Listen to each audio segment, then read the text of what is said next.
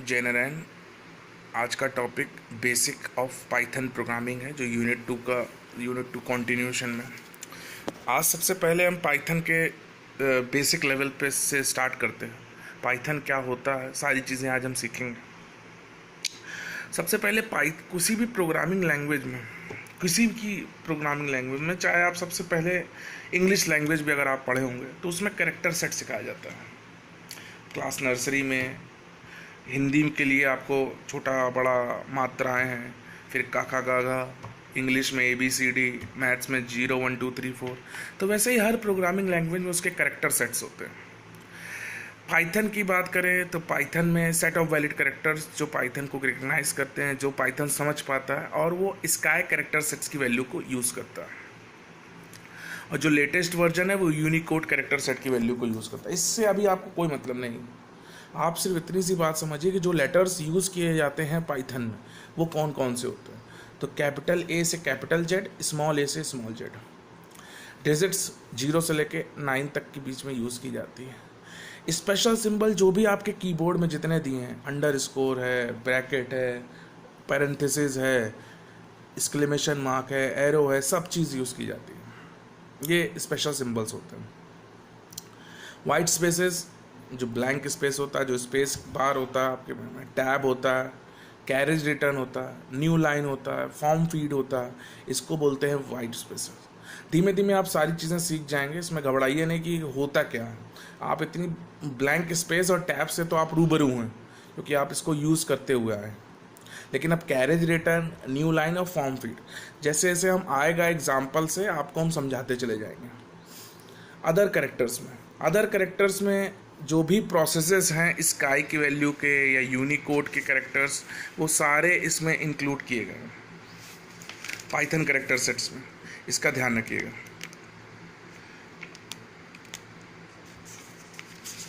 ठीक, Python character sets में इतनी चीज़ें यूज़ की गई हैं। चलिए नेक्स्ट आगे चलते हैं।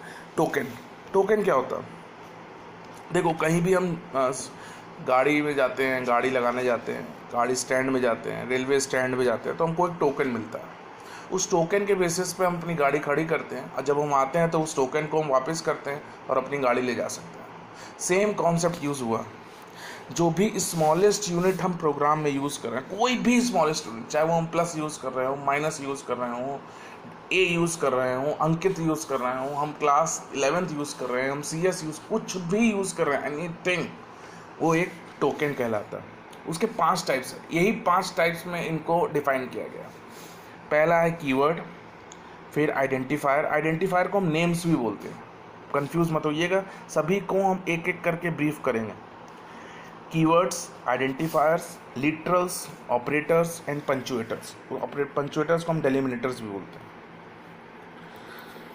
ठीक, तो ये 5 टाइप्स के टोकन होते हैं। सबसे पहला कीवर्ड क्या होता है? कीवर्ड का मतलब एक स्पेशल मीनिंग होती है। जैसे हम क्लास की बात करें तो क्लास 11th में बात करें तो एक ही हमारे पास साध्वी है। ठीक, एक ही हमारे पास अक्षय है, एक ही हमारे पास अंकित है, एक ही हमारे पास आदित्य है। इन सब की स्पेशल मीनिंग, अगर हम आदित्य बोलेंगे तो आदित्य ही आएगा, अक्षत नहीं आ जाएगा या साध्वी नहीं आ जाएगी, तो उसकी स्पेशल मीनिंग, उसको बोलते हैं कीवर्ड। और इंटरप्रेटर इन मीनिंग को जानता है। मैं इंटरप्रेटर हूँ, मैं इन मीनिंग को जानता हूँ कि मैंने जिसको बुलाया है वही बच्चा उठ के आएगा। बात समझ रहे हैं? तो ये स्पेशल मीनिंग में कुछ वर्ड्स को दिया गया है। देखिए, जैसे फॉल्स है, नन है, एग्जीक्यूशन है, पास है, प्रिंट है, रेज है, रिटर्न है, ये सारे स्पेशल कीवर्ड्स हैं। और जैसे ही आप इनको टाइप करेंगे पाइथन के स्क्रिप्ट मोड पे, देखिएगा इनका कलर चेंज हो जाता है। इसको आप टाइप करके देखिएगा, इसके कलर चेंज होने लगते हैं। ठीक, तो इसका ध्यान रखिएगा। ऑरेंज कलर हो जाता है, पर्पल कलर हो जाता है, तो इस तरीके से कलर चेंज होते हैं, तो इनको बोलते हैं कीवर्ड्स। नेक्स्ट आता है आइडेंटिफायर जो होता है वो फंडामेंटल बिल्डिंग ब्लॉक होता है। किसी भी चीज़ को हमको पहचानना है तो हमको उसके आगे आइडेंटिफायर लगा देना। अब Python identifier is a name use to identify variable, function, class, module और अदर ऑब्जेक्ट। किसी भी चीज़, आप इतनी सी बात समझिए, किसी भी चीज़ को हमको पहचानना है तो उसके आगे हम आइडेंटिफायर लगा दें तो हम आसानी से पहचान सकते हैं। हम अभी करके दिखाएंगे तो आपको ज़्यादा बेटर तरीके समझ में आएगा कीवर्ड क्या होंगे, आइडेंटिफायर क्या होंगे। देखिए कुछ रूल्स हैं आइडेंटिफायर के, कि आइडेंटिफायर हमेशा ए से जेड, कैपिटल या स्मॉल ए से जेड या under score followed by zero और मोर लेटर्स। अंडर स्कोर अगर हम लगाएंगे तो जीरो और मोर लेटर्स को हमको यूज़ करना है, ऐसा नहीं कि सिर्फ अंडर स्कोर से हम वेरिएबल बना लेंगे या आइडेंटिफायर बना लेंगे। ठीक, कैपिटल ए कैपिटल जेड से या स्मॉल ए से स्मॉल जेड तक ये तो आइडेंटिफायर बन सकता है कोई भी लेके, लेकिन अंडर स्कोर का यूज़ जब भी करेंगे जब उसके आगे हम जीरो और या कोई लेटर लगा कर रहे हैं। ठीक, हमेशा ध्यान रखिए कोई भी स्पेशल कैरेक्टर्स आइडेंटिफायर्स नहीं बना सकते। आइडेंटिफायर कोई भी कीवर्ड नहीं हो सकता। कोई भी केस सेंसिटिव प्रोग्रामिंग, क्योंकि पाइथन केस सेंसिटिव प्रोग्रामिंग है, तो रोल नंबर बड़े वाले कैपिटल में और छोटा वाला रोल नंबर, दो डिफरेंट आइडेंटिफायर्स। कैपिटल है स्मॉल है, दो डिफरेंट आइडेंटिफायर्स। आइडेंटिफायर को हमने वैलिड भी लिखा हुआ, माई बुक लिखा हुआ, फाइल लिखा हुआ, जेड लिखा हुआ, डेट लिखा हुआ, देखिए डेट अंडरस्कोर 2 है, फिर अंडरस्कोर एन ओ है। तो इस तरीके से हम आइडेंटिफायर को बना सकते हैं। लिटरल्स बेसिकली कांस्टेंट बात समझिए, जो भी वैल्यू कांस्टेंट वैल्यू होती है प्रोग्राम में, जैसे हमको प्रोग्राम में थ्रू आउट उसको कांस्टेंटली यूज़ करना, जिसकी वैल्यू हमें चेंज ही नहीं करनी, उसको हम बोलते हैं लिटरल। ठीक, ये बेसिकली 5 टाइप्स के आते हैं, string literals, numerical literals, Boolean literals, special literals और लिटरल कलेक्शंस। ये बेसिकली कलेक्शंस होते हैं सबके, तो आप 4 ही टाइप समझिए। लिटरल कलेक्शंस, ये बेसिक कलेक्शंस होता है सभी का। हम आपको डिस्कस करेंगे एक एक करके। सबसे पहले आता है स्ट्रिंग लिटरल्स। स्ट्रिंग लिटरल्स का मतलब सिंपल सी बात है कि सिंगल कोट्स या डबल कोट्स के अंदर कोई वर्ड हम लिख रहे हैं तो वो स्ट्रिंग लिटरल है। ध्यान से समझिए, कोई भी बात हम सिंगल कोट्स या डबल कोट्स में लिख रहे हैं तो वो स्ट्रिंग लिटरल कहलाता है। अब स्ट्रिंग के कुछ लिटरल के कुछ टाइप्स हैं इसके अंदर। सिंगल लाइन स्ट्रिंग होती है, मल्टी लाइन स्ट्रिंग होती है। 2 टाइप की स्ट्रिंग्स होती हैं। देखिए कुछ होते हैं कि एक ही लाइन में आ जाए तो सिंगल लाइन स्ट्रिंग है। सिंगल लाइन का एग्जांपल आपको आस्था दिख रहा होगा, रिजवान दिख रहा होगा, 1 2 3 4 5 दिख रहा होगा, ये सब सिंगल लाइन स्ट्रिंग है। मल्टी लाइन स्ट्रिंग क्या होती है? जब एक से ज़्यादा लाइन लगने लगती है। तो उसको कैसे करेंगे, चलिए देखिए उसको। सिंगल लाइन स्ट्रिंग तो हमने आपको बताया कि सिंगल कोट्स या डबल कोट्स को हम लिख के सिंगल लाइन बना सकते हैं, लेकिन मल्टी लाइन को लिखने के लिए हमें 2 मेथड दिए गए हैं पाइथन में। सबसे पहला है कि adding backslash at the end of the code. जैसे एक लाइन खत्म हुई, आप उसके पीछे बैकस्लैश लगा लीजिए। बैकस्लैश लगा के आप दूसरी लाइन से एंटर मार के लिखना शुरू कर दिए, फिर बैकस्लैश लगाई, फिर तीसरी लाइन से एंटर, फिर चौथी लाइन। इस तरीके से आप बैकस्लैश का यूज़ करके लाइन को एंटर मार के आप लिख सकते हो।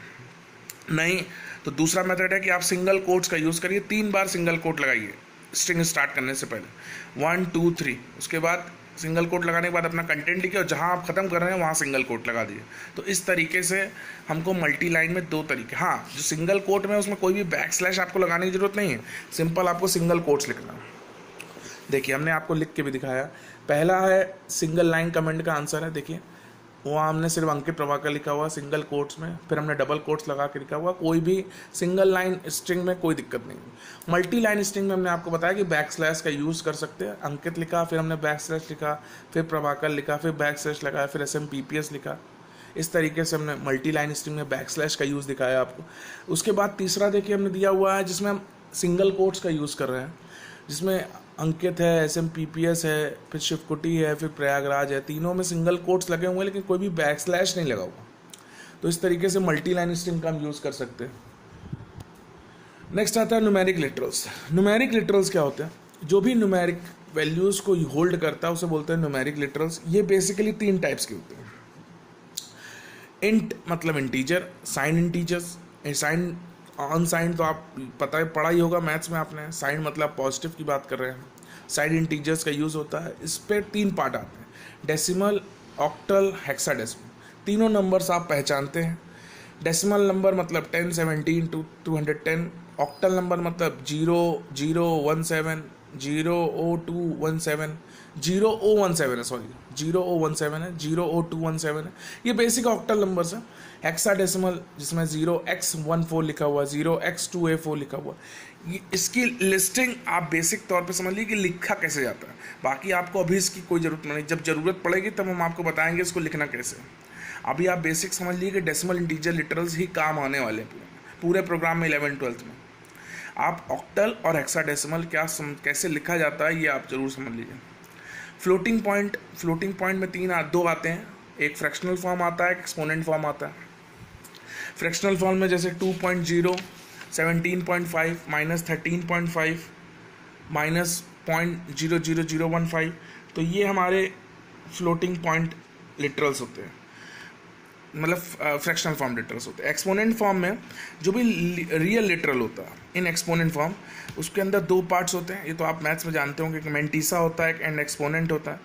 अब हम 5, अगर ये मेरा एग्जांपल है कि एक एग्जांपल हम लेते हैं कि 5.8 कैन बी रिटन एज, तो 5.8 को हम कैसे लिखेंगे, 0.58 into 10⁻1 is equal to 0.58 E01, फिर मैंटीसा क्या हो गया, 0.58 हो गया और एक्सपोनेंट क्या हो गया, 1 हो गया।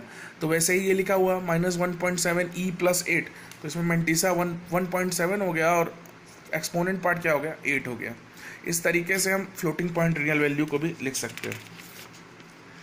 एक कॉम्प्लेक्स आता है, कॉम्प्लेक्स का नंबर अभी आप मैथ्स में पढ़ रहे होंगे, A+IJ, वही कॉम्प्लेक्स नंबर भी जो है पाइथन स्टोर करता है।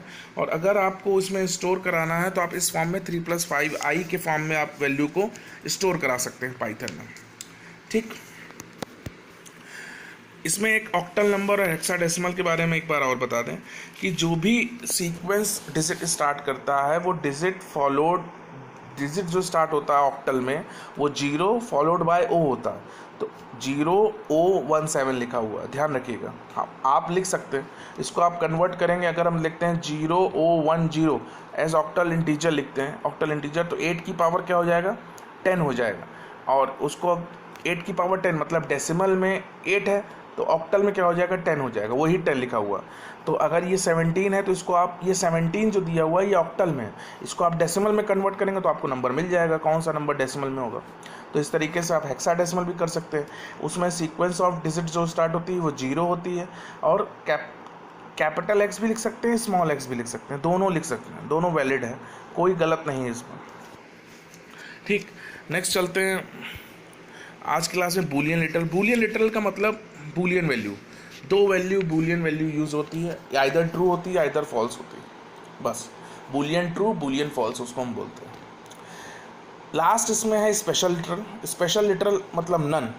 अगर हमें कोई भी वैल्यू पास नहीं करनी है तो हम लिख देते हैं कोई भी उसके आइडेंटिफायर के आगे, जैसे नेम यहाँ पे क्या है, एक आइडेंटिफायर है, ध्यान रखिए। अब आइडेंटिफायर का मतलब आपको समझ में आने लगेगा। नेम यहाँ identifier, name is equal to हमने नन लिख दिया, नन का मतलब यहाँ पे कीवर्ड है, नन लिख दिया, तो नन का मतलब कोई भी वैल्यू उसमें नहीं देंगे तो भी चलेगा, लेकिन अगर हम नन नहीं लगाएंगे तो एरर दे देगा प्रोग्राम कि आपको आपने असाइन किया है आइडेंटिफायर को, आपको उसके अंदर वेरिएबल पास करना ही पड़ेगा। ठीक, अब देखिए ऑपरेटर्स, अभी आपको हम दिखाएंगे, परेशान नहीं हुई होगा, सब समझ में आ जाएगा क्लास के समय में। ऑपरेटर्स क्या होते हैं, जो बेसिकली डिफाइन करते हैं ऑपरेशंस को ऑपरेंड्स की हेल्प से। दो टाइप के ऑपरेटर्स पाइथन सपोर्ट करता है, एक यूनिनरी ऑपरेटर होता है, एक बाइनरी ऑपरेटर होता है। यूनिनरी ऑपरेटर में यूनिनरी प्लस मतलब single plus, unary minus, bitwise complement और लॉजिकल नेगोशिएशन नॉट, ये एक यूनिनरी ऑपरेटर्स का काम होता है। बाइनरी ऑपरेटर का काम मतलब अर्थमेटिक ऑपरेटर, आप जानते ही होंगे, plus minus divide into multiplication, अभी करके दिखाएंगे, तुरंत पीछे स्लाइड में आपको लगा भी हुआ तो आपको समझ में आ जाएगा। Relational operator, less than, greater than, less than, equal to, greater than, equal to, not equal to, ये रिलेशनल ऑपरेटर है। लॉजिकल ऑपरेटर में एंड और नॉट। असाइनमेंट ऑपरेटर में जो असाइनेशन होता है इक्वल टू ऑपरेटर होता है, लेस देन इक्वल टू होता है। अभी हम इसको करके दिखाएंगे तो आप समझ जाएंगे, ज़्यादा परेशान इसमें होने वाली बात नहीं। असाइनमेंट ऑपरेटर, फिर बिटवाइज ऑपरेटर, फिर शिफ्ट ऑपरेटर, आइडेंटिटी ऑपरेटर और मेंबरशिप ऑपरेटर, इतने टाइप्स के बाइनरी ऑपरेटर्स होते हैं। बाइनरी मतलब दो वैल्यू लेता है, यूनिनरी मतलब सिंगल वैल्यू से काम करता है। अर्थमेटिक ऑपरेटर्स पे चलते हैं। Arithmetic operators basically arithmetic operations को परफॉर्म करता है, जिसमें एडिशन, मल्टीप्लिकेशन, डिवीजन, ये तीन चीज़ें आती हैं। मतलब मल्टीप्लिकेशन है, डिवीजन है, मॉडुलस है, फ्लो डिवीजन है, एक्सपोनेंट है, इतनी सारी चीज़ें आती हैं। देखो, प्लस होगा तो एडिशन करेगा, माइनस होगा तो सब्ट्रैक्शन होगा, डिवीजन का साइन है तो डिवाइड कर देगा, मल्टीप्लिकेशन है तो मल्टी प्रोडक्ट निकाल देगा, मॉडुलस है तो रिमाइंडर रिटर्न करेगा। फ्लो डिवीजन और डिवीजन में अंतर है। देखो, डिवीजन अगर हम करेंगे तो फ्लोट में वैल्यू रिटर्न करेगा, लेकिन जैसे ही फ्लो डिवीजन लगा देंगे तो डेसिमल पॉइंट को रिमूव कर देता है। अभी हम करेंगे तो आपको समझ में आ जाएगा। एक्सपोनेंट है तो पावर रेस टू पावर आ जाएगा। देखिए, हमने एक एग्जांपल लिया, x is equal to 5, y is equal to 4। अब यहाँ पे देखिए x क्या है, आइडेंटिफायर है, 5 क्या है, न्यूमेरिक लिटरल कांस्टेंट वैल्यू है ना, y इज इक्वल टू 4, दो हमने वैल्यू लिया। अब हमने लिखा print x plus y, print x plus y, देखो 9 आ रहा।